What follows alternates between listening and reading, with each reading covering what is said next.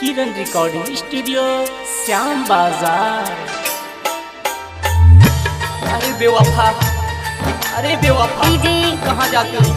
छोड़ के जा रहा हूँ। उमेश दर्द जुदाई के देखे सुनाई तार दर्द के दुमका तड़पावला। बाजार। हमारा के छोड़ी के तू भइलू हार जाई हो। हमारा के छोड़ी के तू भइलू हार जाई हो। हमारा के छोड़ी के तू भइलू हार जाई हो। जियत रह जान हमरो ससुरा में जाई हो। जियत रह जान हमरो ससुरा में जाई। तू हमके अपन भाई से पिटवाउलू, भाई से पिटवाउलू, बाबूजी से पिटवाउलू, लेकिन तारा दिल ना पत्थर के दिल हो। ना जी पे तू जान हमरा छोड़ के तू जरूर अबू, वापस जरूर अबू।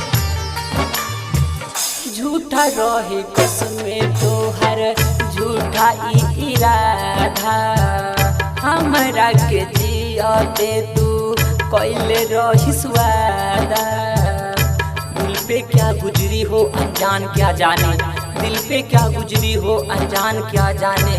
प्यार किसे कहते हैं वो नादान क्या जाने। हवा के साथ उड़ गए घर उस परिंदे का, कैसे बना था घोंसला वो तूफान क्या जाने। झूठा रहे कसमे तोहर झूठा इरादा। हमरा के जियते तू कैले रहिस वादा। कर देले हमारा के माई से जुदाई हो। कर देले हमारा के माई से जुदाई हो। जियत रह जान हमरो ससुरा में जाई हो। जियत रह जान हमरो ससुरा में जाई।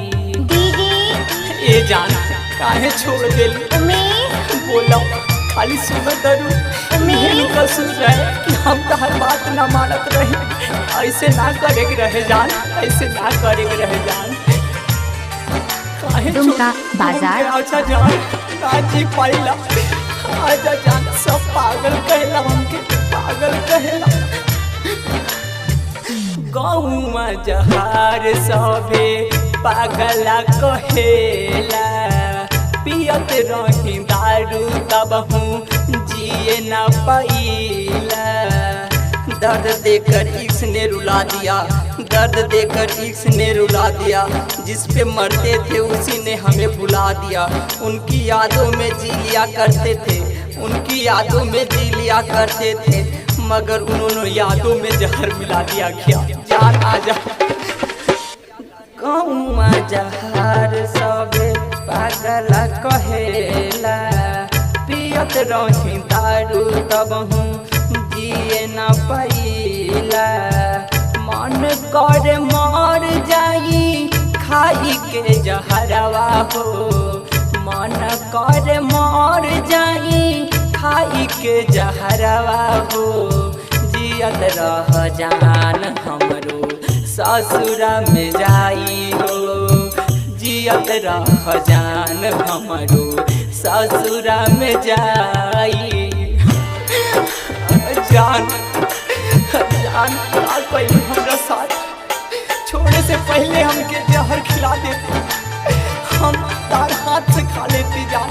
लेकिन ये दर्द जुदाई ना सह सकत नहीं, ना जी पाई जान, ना जी पाई।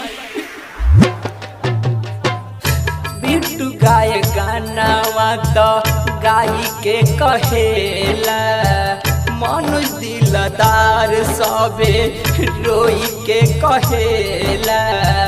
प्यार करने वाले की किस्मत बुरी होती है, प्यार करने वाले की किस्मत बुरी होती है। मुलाकात जुदाई से जुड़ी होती है।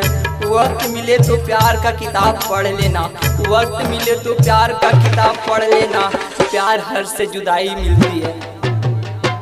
बिट्टू गायक गाना तो गाई के कहेला।